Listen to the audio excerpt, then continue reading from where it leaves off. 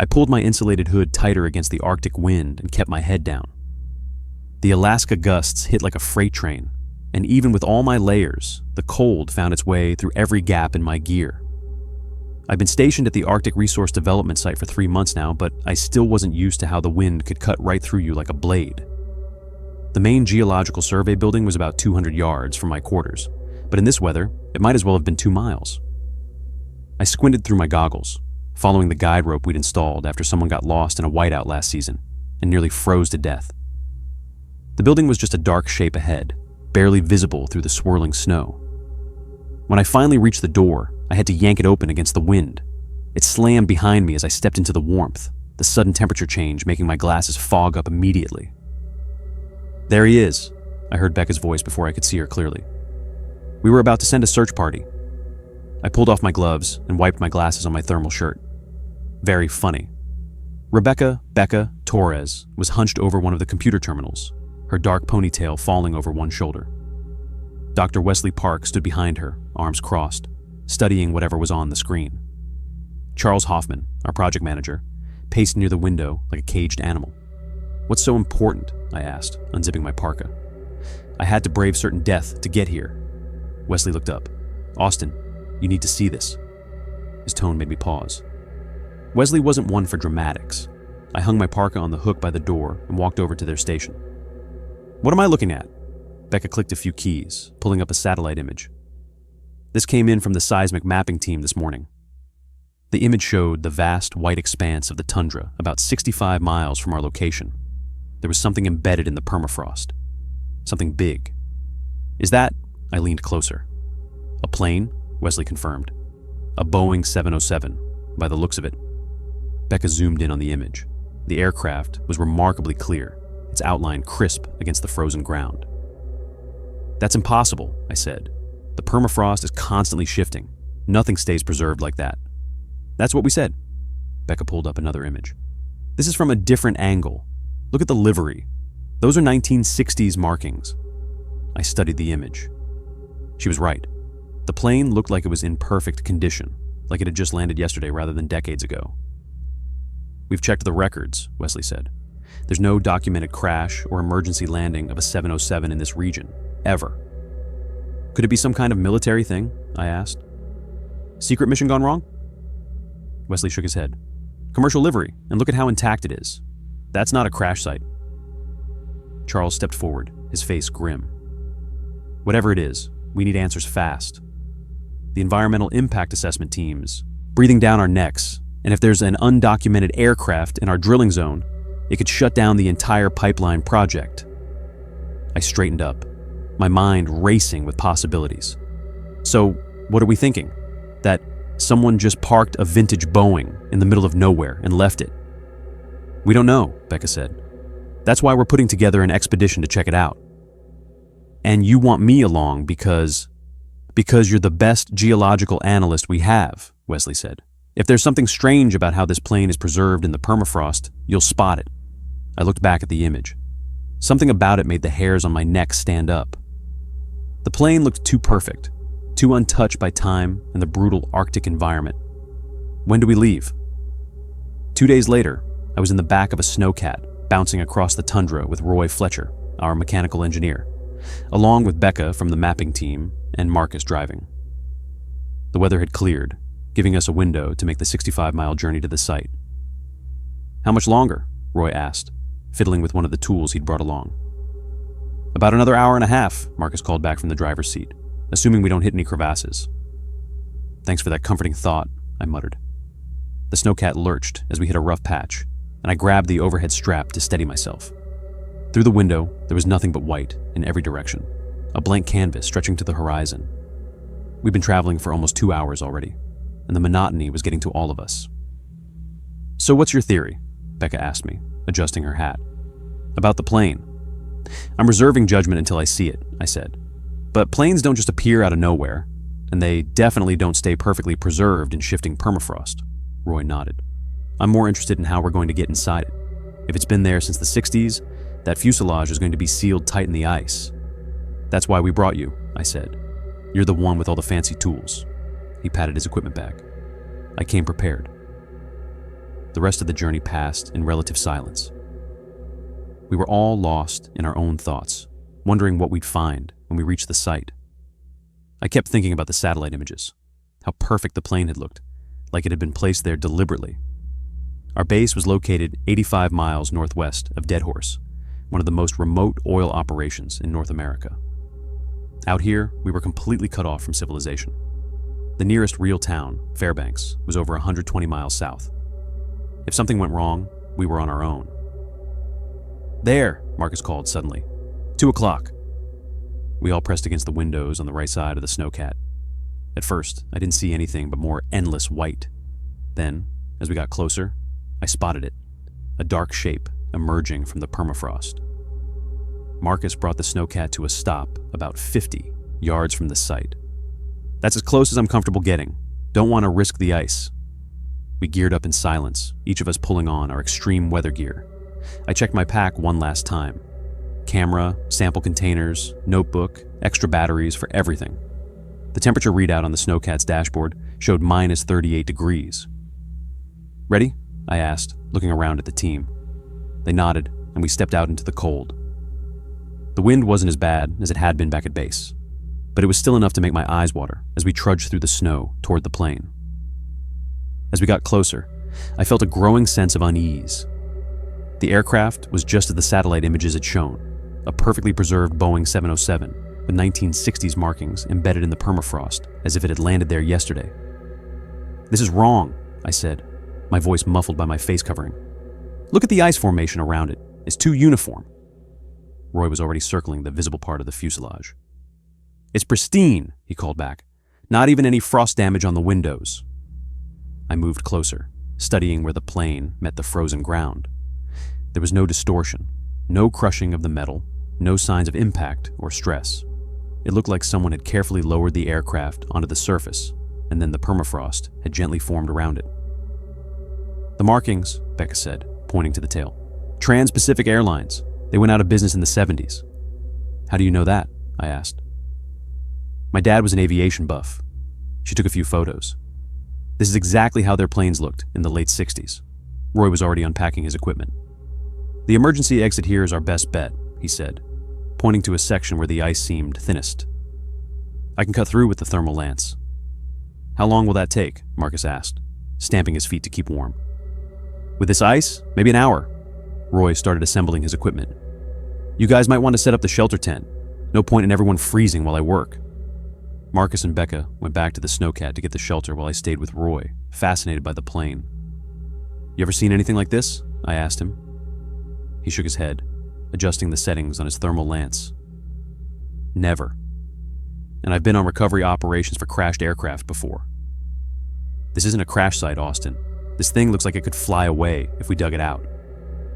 I nodded, running a gloved hand along the fuselage where it emerged from the ice. The metal was cold but smooth, with no corrosion, no damage. It didn't make sense. By the time Marcus and Becca had the shelter tent set up, Roy was making good progress cutting through the ice.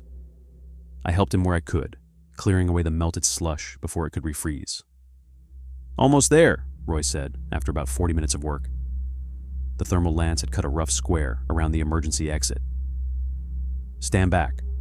We moved away, and Roy gave the section a solid kick. The ice cracked, and with a second kick, it fell inward with a crash. "We're in," he said, shining his flashlight through the opening. "Who's first?"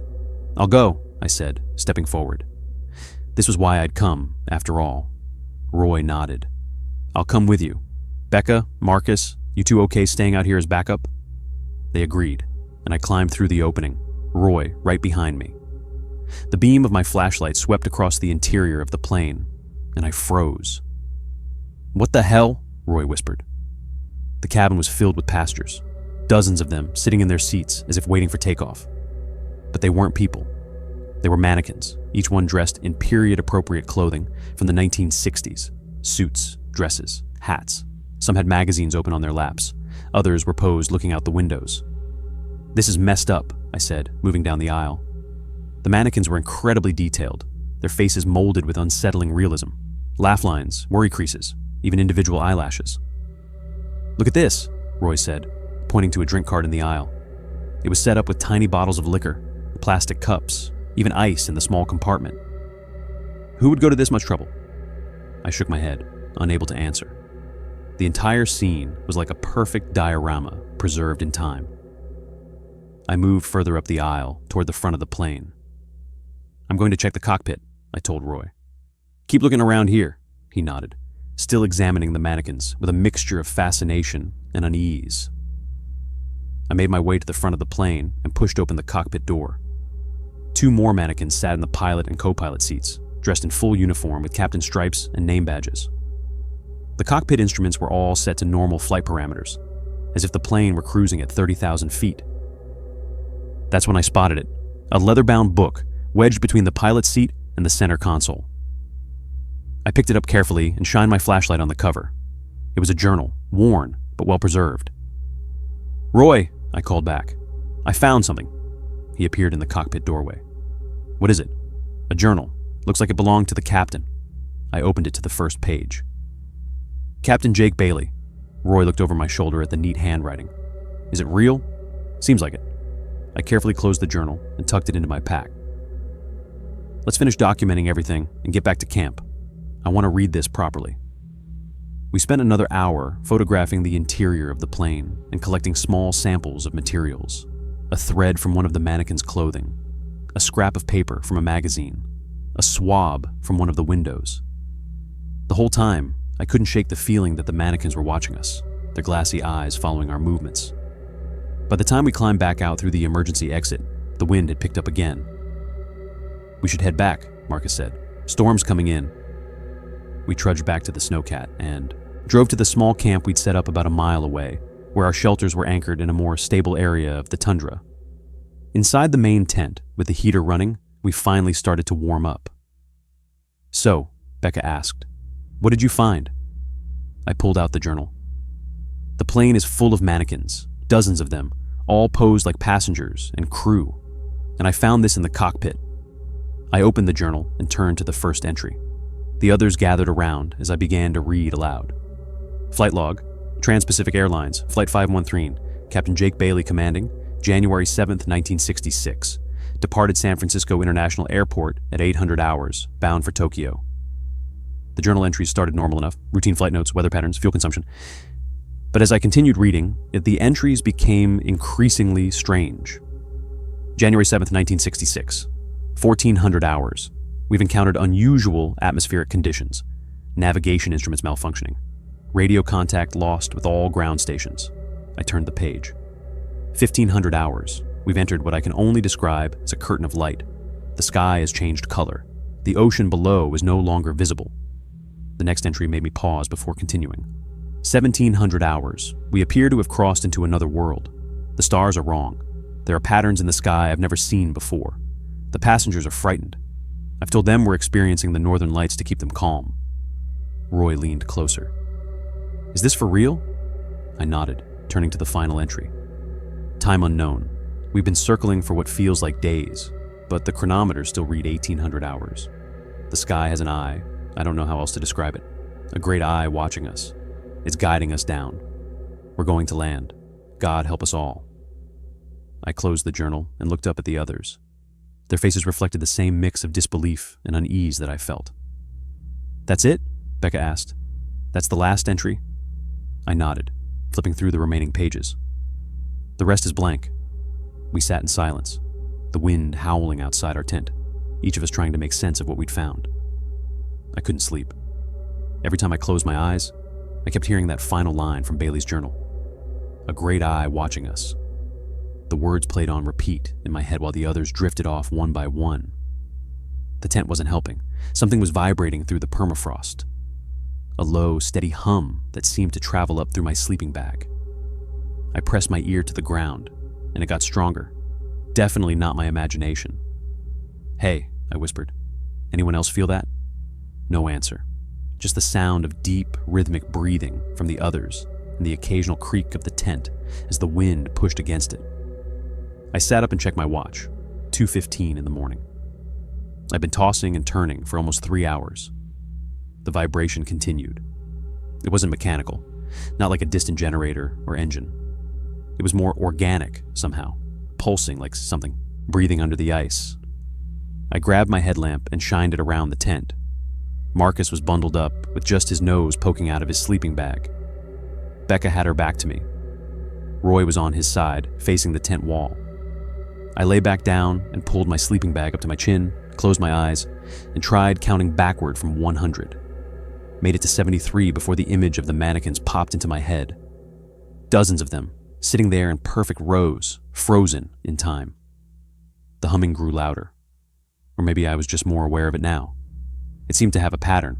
3 seconds on, 2 seconds off. I must have finally fallen asleep because suddenly I was dreaming. I was standing on an endless ice field under a black sky.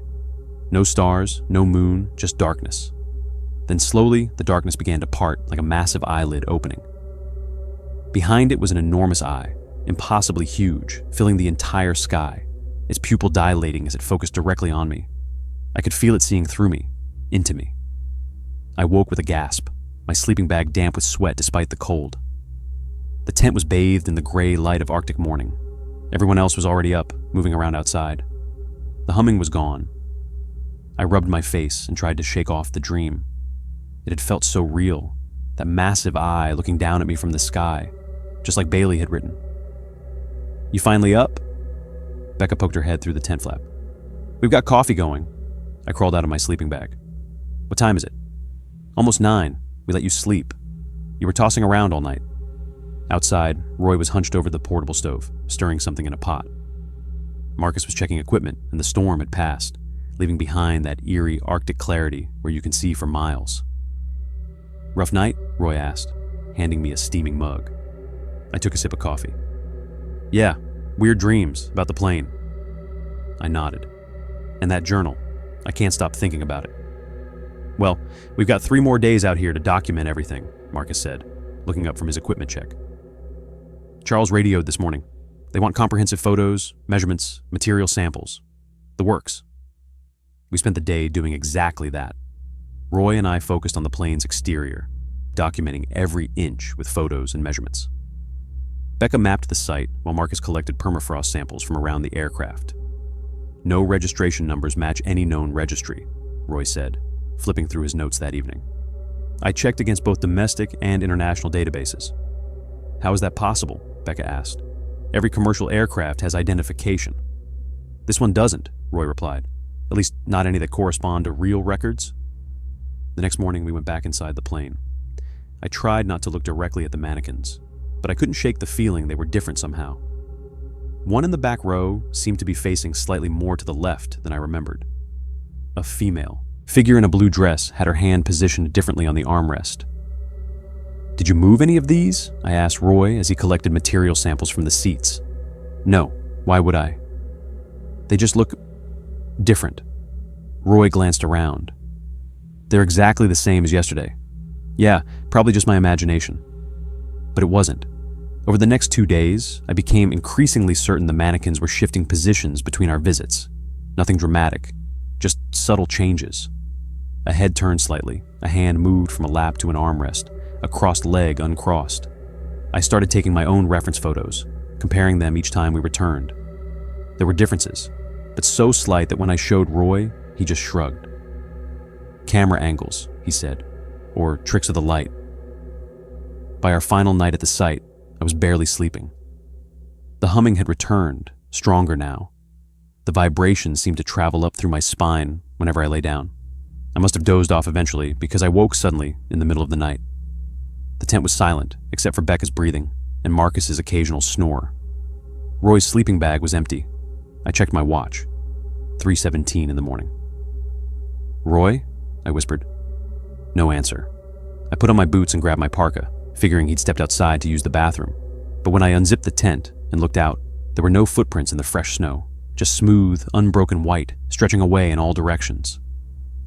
I zipped the tent back up and checked Roy's gear. His snowsuit was still there, neatly folded beside his sleeping bag. His boots stood by the entrance. "Becca," I said, shaking her shoulder. "Becca, wake up." She groaned and rolled over. "What time is it?" "Roy is gone." That got her attention. She sat up, blinking. "What do you mean, gone?" "His sleeping bag's empty. but his snowsuit and boots are still here. Marcus woke up during our conversation. He can't have gone outside without gear, he said. It's -40 out there. We searched the entire tent, which didn't take long. No Roy. Maybe he went to the plane, Becca suggested, though she didn't sound convinced. Without his snowsuit, without boots, there aren't even any footprints outside. Marcus grabbed the radio. I'm calling this in. Charles answered on the second try, his voice crackling through the static. When Marcus explained the situation, there was a long pause. Pack up immediately, Charles ordered. Return to base at first light. But sir, Roy is... That's an order, Marcus. Be back here by noon. Charles out. We spent the rest of the night huddled in the tent, taking turns watching the entrance.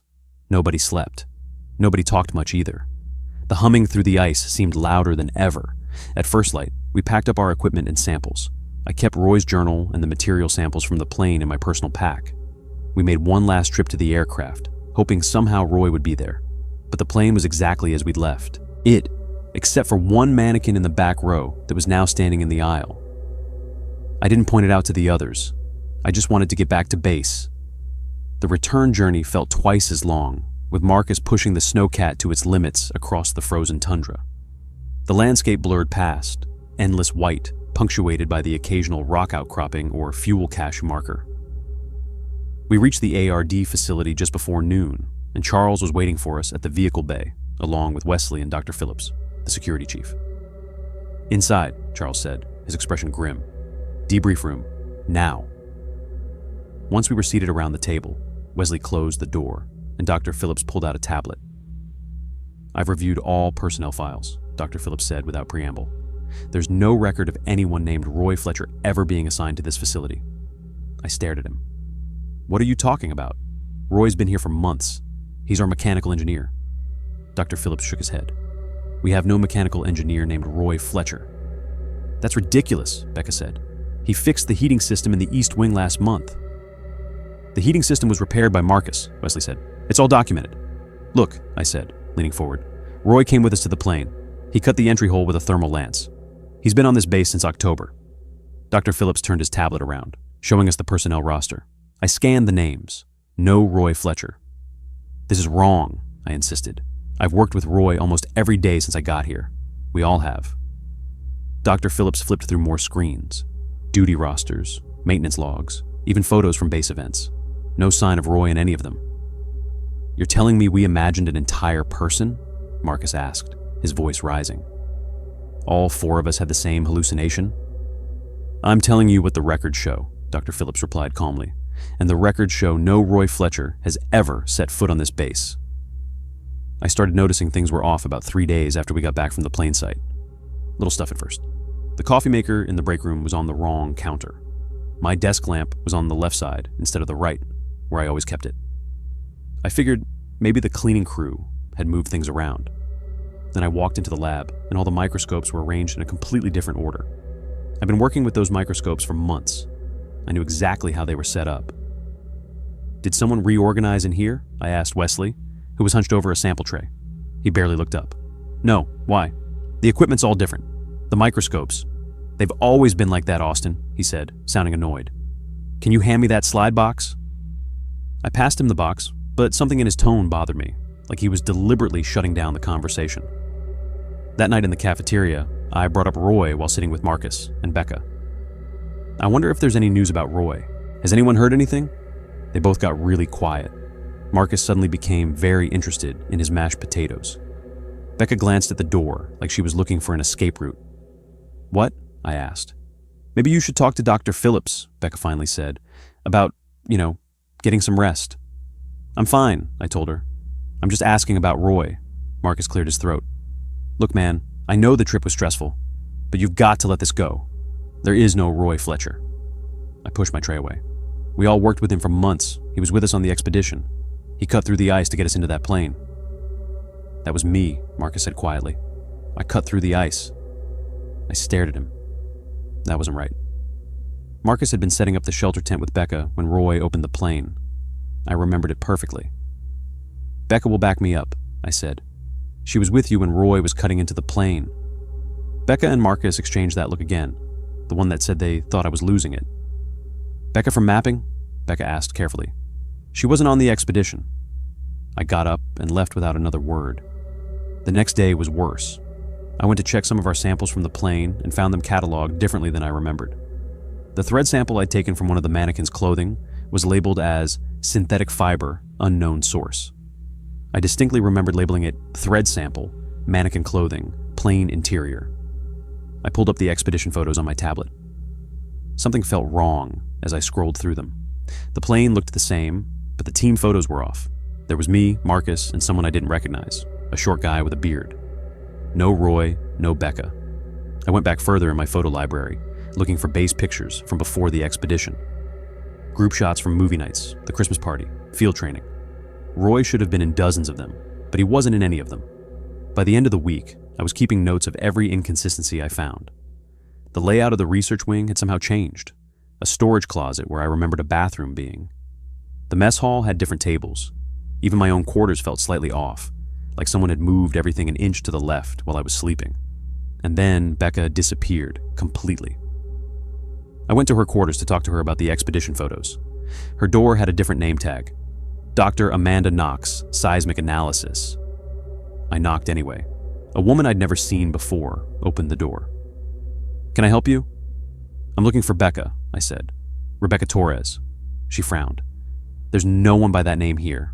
I'm Dr. Knox. This has been my room since I arrived 3 months ago." I backed away, apologizing. Then I went straight to personnel to check the staff roster. No Rebecca Torres listed. Not in mapping, not anywhere. I found Marcus in the equipment room, inventorying supplies. "Marcus," I said, trying to keep my voice steady. "Where's Becca?" He looked up, confused. "Who?" "Rebecca Torres, from mapping. She was with us at the plane." Marcus put down his clipboard. "Austin, it was just you, me, and Charles on that expedition. No one else."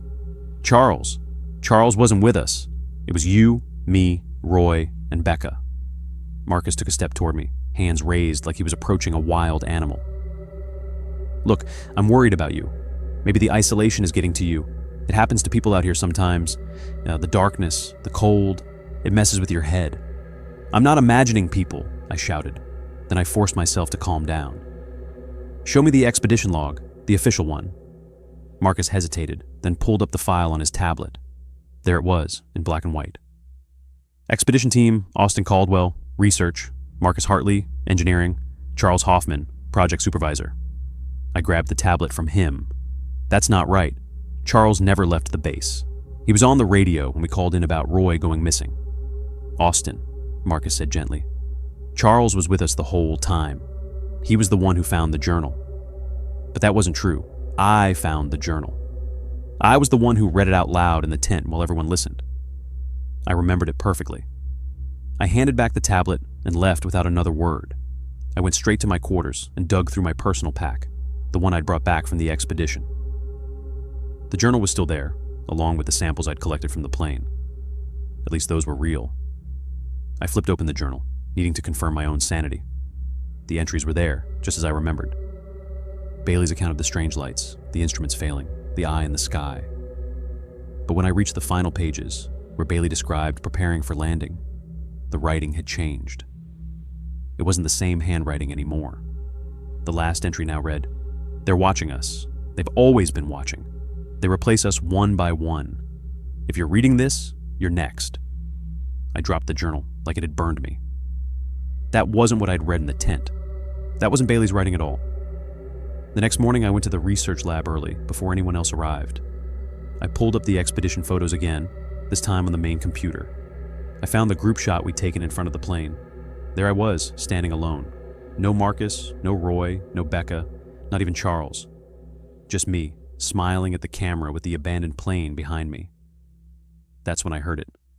The same rhythmic humming we'd heard through the ice at the plane site. 3 seconds on, 2 seconds off. But now it was coming from somewhere inside the base. Over the next few days, the humming followed me everywhere. In the labs, the cafeteria, my quarters. No one else seemed to hear it. When I mentioned it, they just gave me those concerned looks.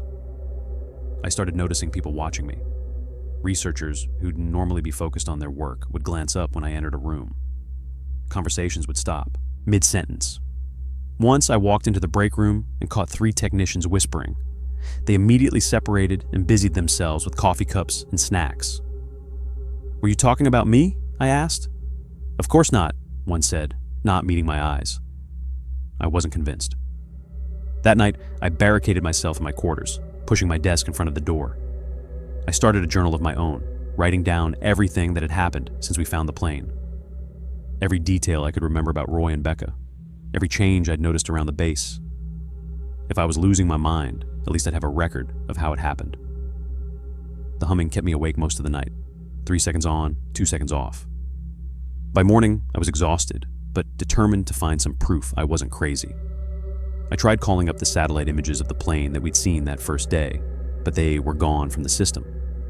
According to the logs, no unusual objects had ever been detected in that area.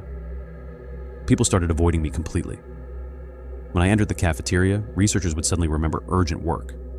Even Marcus made excuses not to talk to me. I overheard Charles discussing evacuation protocols with Dr. Phillips, but they went quiet when they noticed me listening. 2 weeks after we returned from the expedition, I woke up to silence. The humming had stopped. For the first time in days, I'd slept through the night. I got dressed and opened my door. The corridor was empty, which wasn't unusual for 6:30 a.m. But when I reached the cafeteria, no one was there either. No breakfast being served, no coffee brewing. "Hello," I called out. My voice echoed through the empty space. I checked the labs next. Empty. The gym. Empty. The communication center. Empty. I tried the radio, but all I got was static on every channel. I ran to Charles's office. The door was unlocked, but the room was deserted. His computer was still there, but when I tried to log in, the system wouldn't respond. The entire base was abandoned. No signs of struggle or evacuation. No notes explaining where everyone had gone. Just empty rooms and corridors, as if everyone had simply vanished overnight. I made my way to the main entrance and looked out the windows. The snowcats were still there, neatly parked in their usual spots. No one had driven away. The weather was clear. No emergency evacuation due to a blizzard. Standing alone in the empty base, I realized the humming had started again. 3 seconds on, 2 seconds off. But now it seemed to be coming from everywhere at once. I had to get out of there. The empty base felt wrong in a way I couldn't explain. If everyone was gone, I needed evacuation. Immediately. I ran back to my quarters, grabbing my backpack from under the bed. I dumped out the research papers and started shoving in essentials.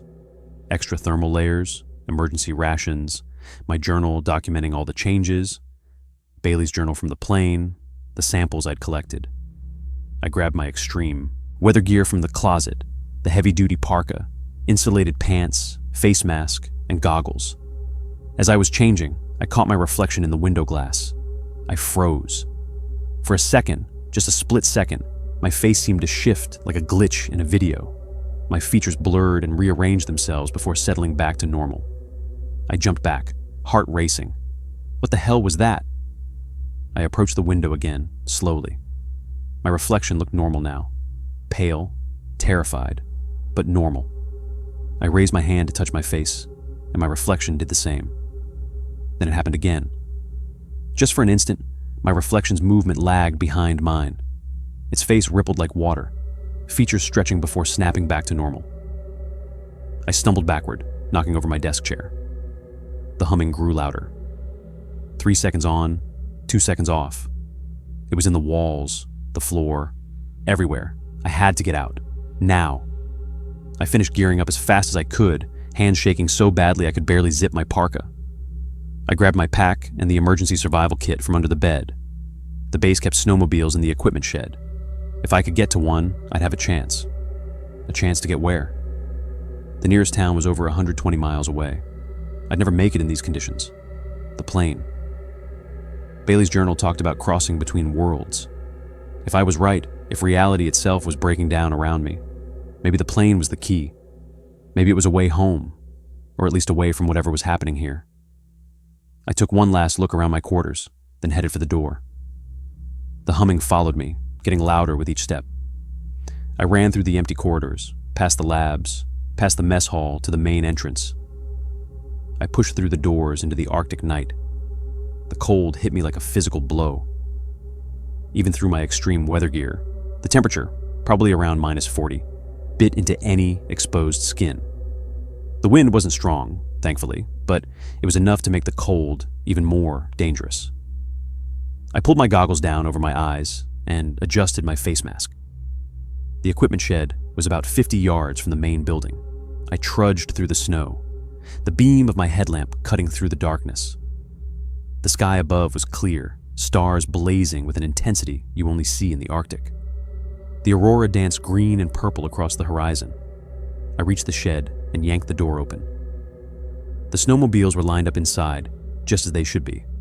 I grabbed one of the emergency packs from the wall, extra fuel, tools, basic survival gear, and strapped it to the back of the nearest machine. I checked the fuel gauge. Full. At least something was going right. I started the engine, the roar cutting through the silence. I guided the snowmobile out of the shed and pointed it in the direction of the plane site. 65 miles. In these conditions, that would take at least 3.5 hours, maybe more. If I got lost or the machine broke down, I'd die out there. But if I stayed, I'd die anyway. Or worse. I opened the throttle and the snowmobile lurched forward. The headlight carved a path through the darkness as I left the ARD base behind. I didn't look back. The journey was brutal. The cold seeped into my bones despite my gear. Twice, I nearly died. The first time, about an hour and a half in, I hit a hidden crevasse that almost swallowed the snowmobile. The machine tipped forward, the front skis dangling over nothing. I threw myself backward, shifting the weight enough to keep us from going over. I backed away carefully, heart pounding, then found a different route. The second time, my goggles fogged up temporarily, and I lost my bearings. For 15 terrifying minutes, I circled, trying to get oriented again. If I had continued in the wrong direction, I would have missed the plane site entirely, running out of fuel in the middle of nowhere. I finally spotted a familiar ice formation and got back on track. The whole time, I kept thinking about what I'd seen in my reflection, about Roy disappearing, about Becca being erased, about all the subtle changes at the base before everyone vanished. Whatever was happening, it was accelerating. I had to reach the plane.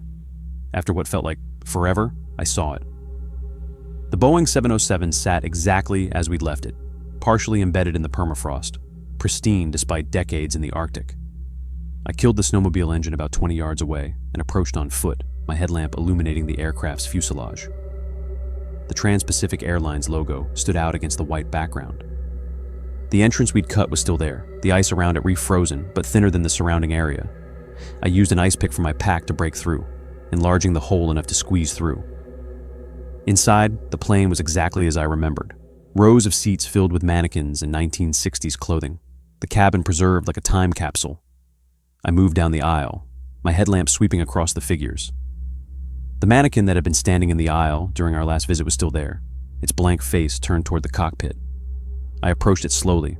In the beam of my headlamp, I could see details I hadn't noticed before. The skin had a subtle translucence to it. The eyes weren't painted. They had depth. I reached out and touched its hand. It wasn't plastic. It wasn't fabric. It was flesh. Cold, preserved flesh. I jerked my hand away. These weren't mannequins. They never had been. They were people, the passengers and crew of Flight 5113, somehow preserved, suspended between states of being. I moved closer to the standing figure, shining my light directly on its face. The features were familiar.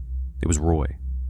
Roy Fletcher, exactly as I remembered him, standing frozen in the aisle of a plane that had disappeared in 1966. His eyes stared straight ahead, unseeing. His mouth was slightly open, as if he'd been about to speak when whatever this was had happened to him.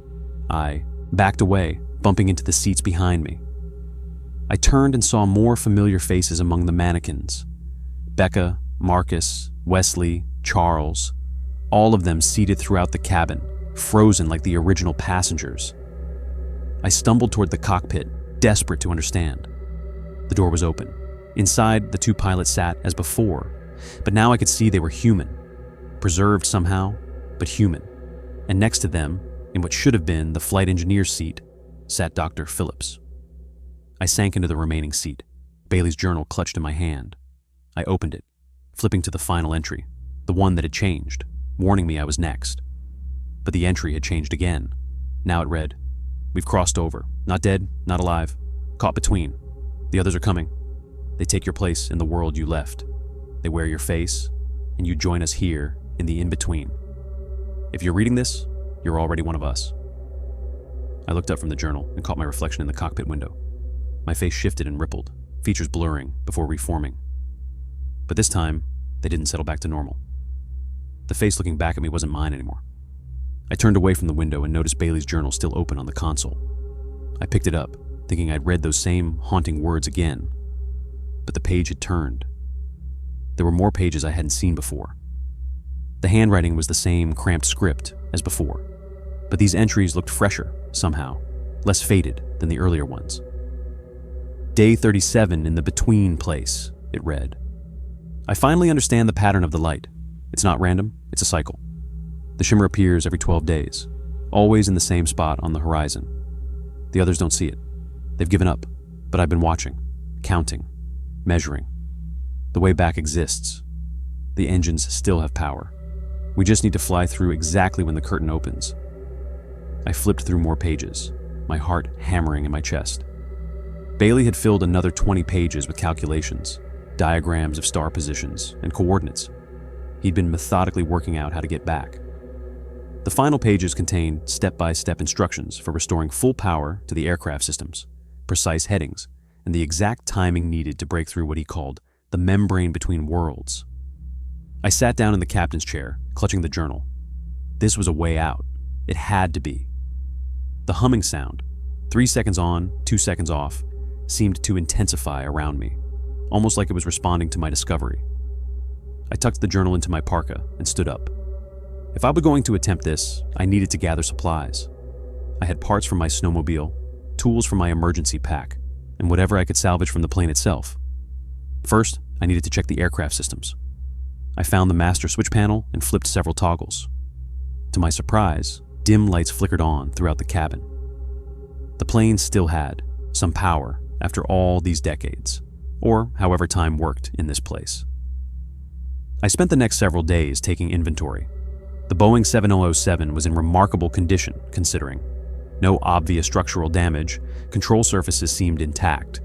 The engines, well, I'd need to test those properly. The bodies that had once been my colleagues didn't move.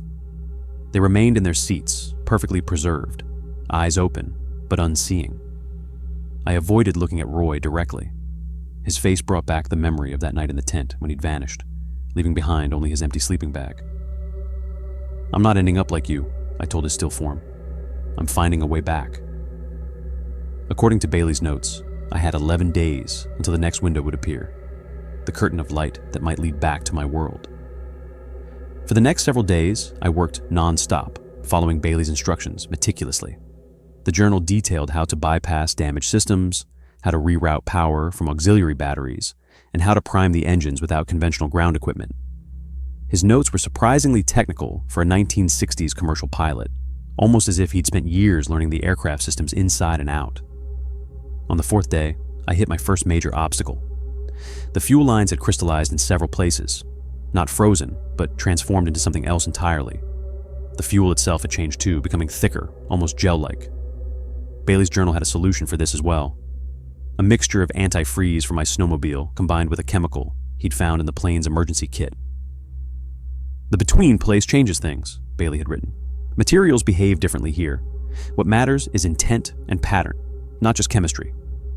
I didn't fully understand what he meant, but I followed his formula exactly. The resulting liquid looked nothing like aviation fuel, but according to the journal, it would work. By the 6th day, I'd restored power to most critical systems.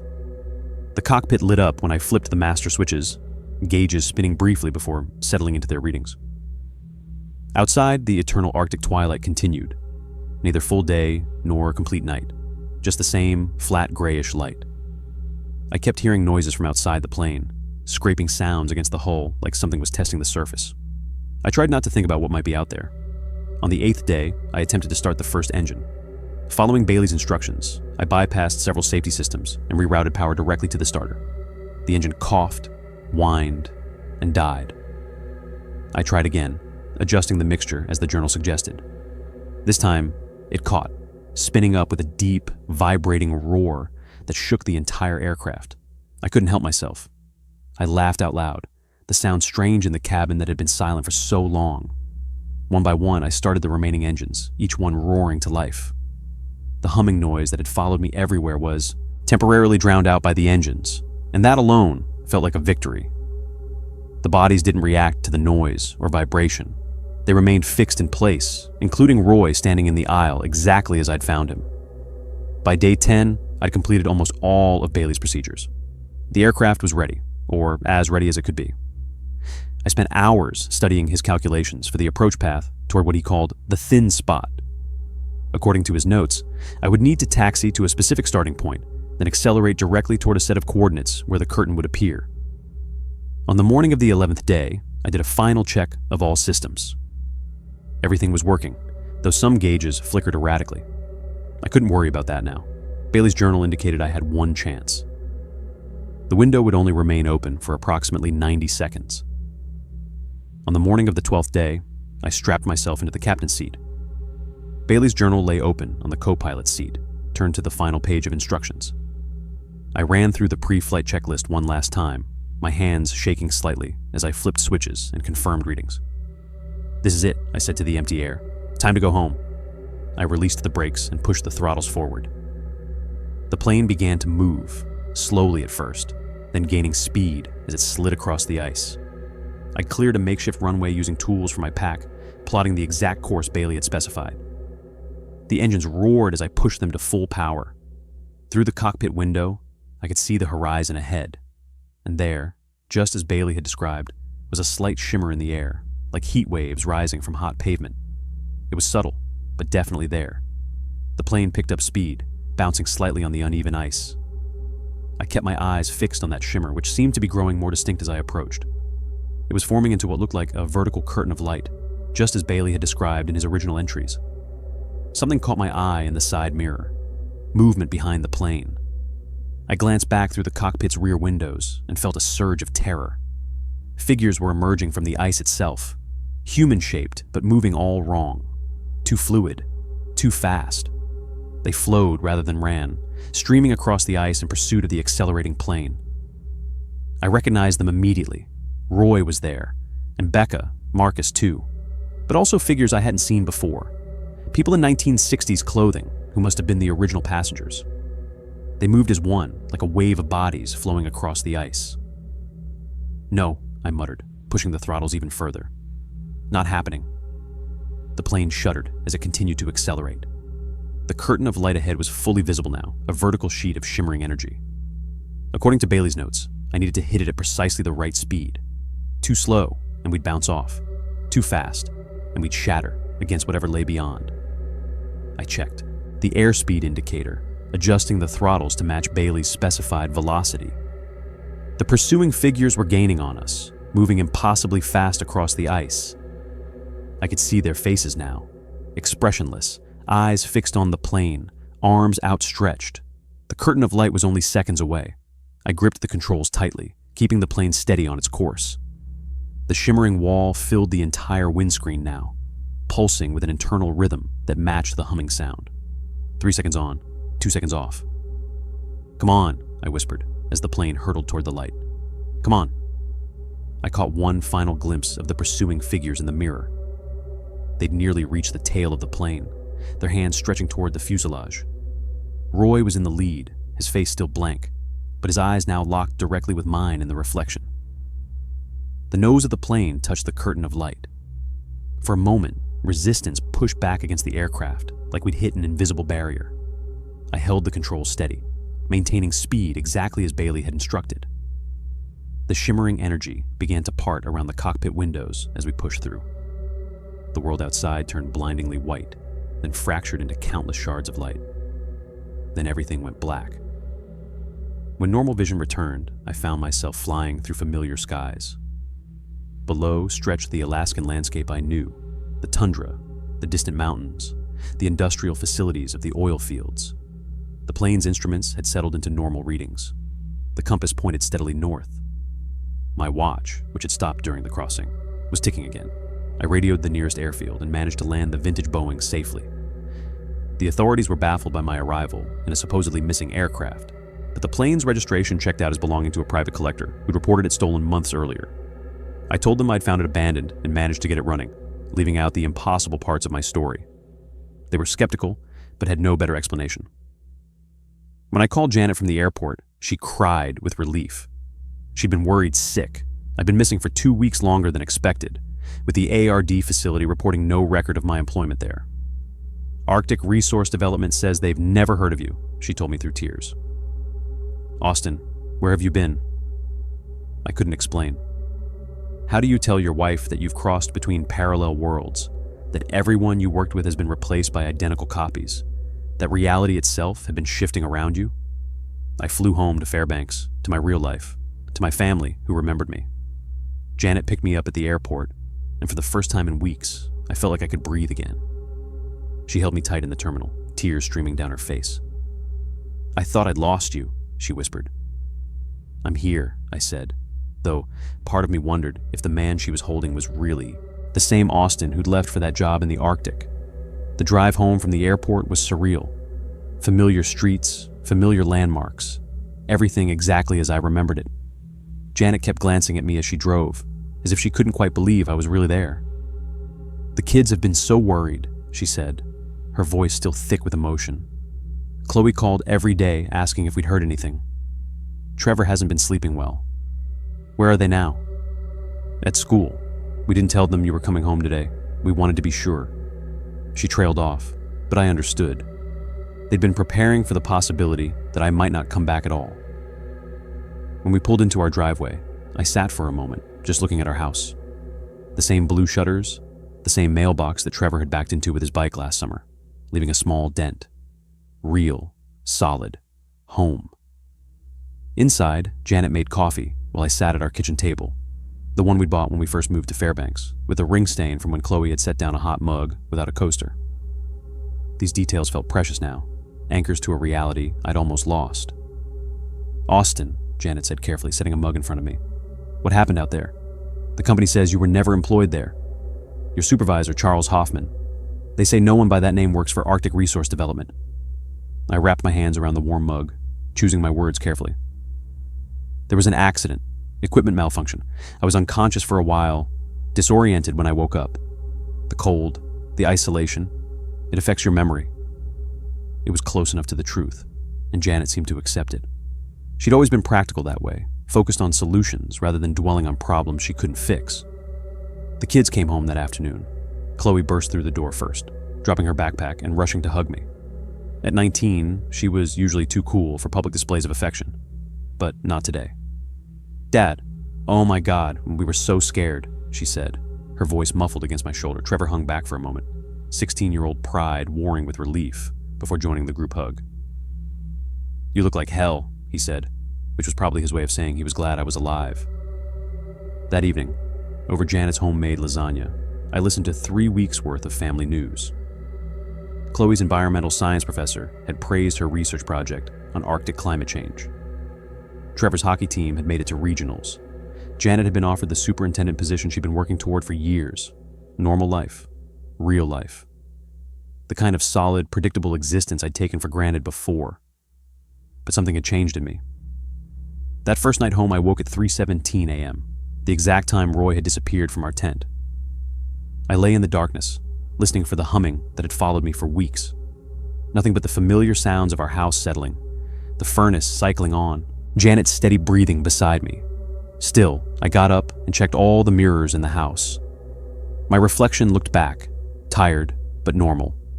No distortions, no lag between movement and image.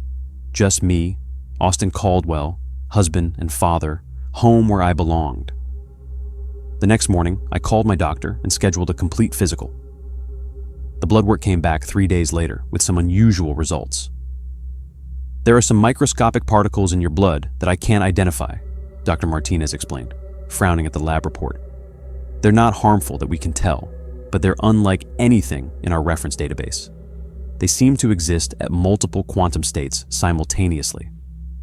I nodded, as if this was merely interesting, rather than confirmation of everything I'd experienced. Could it be related to the equipment malfunction I was exposed to? Possibly some kind of industrial contamination. We'll monitor it, but for now, you appear healthy." I never mentioned those results to Janet or the kids. Some truths are too dangerous to share. Over the following weeks, I gradually readjusted to normal life. I took a new position with the Alaska Geological Survey, focusing on earthquake monitoring rather than oil exploration. Safer work, closer to home. Janet understood my need to stay near family after what had happened. Chloe graduated summa cum laude and got accepted to a PhD program in environmental science. Trevor's hockey team won the state championship. Janet officially became superintendent, and we celebrated at her favorite restaurant in downtown Fairbanks. But sometimes, late at night, I still hear the humming. 3 seconds on, 2 seconds off. It's faint now, more memory than reality, but it reminds me that the boundaries between worlds are thinner than most people imagine. I keep Bailey's journal in my desk drawer, locked away but not forgotten. Sometimes I take it out and read his calculations, his desperate attempts to find a way home. He succeeded in the end. So did I. The official report lists me as having suffered extreme hypothermia and delirium after being found alone at an abandoned research station. The private collector got his vintage Boeing back, though he could never explain how it had been moved hundreds of miles from where it was stolen. No one questions the story. No one wants to. But I know the truth.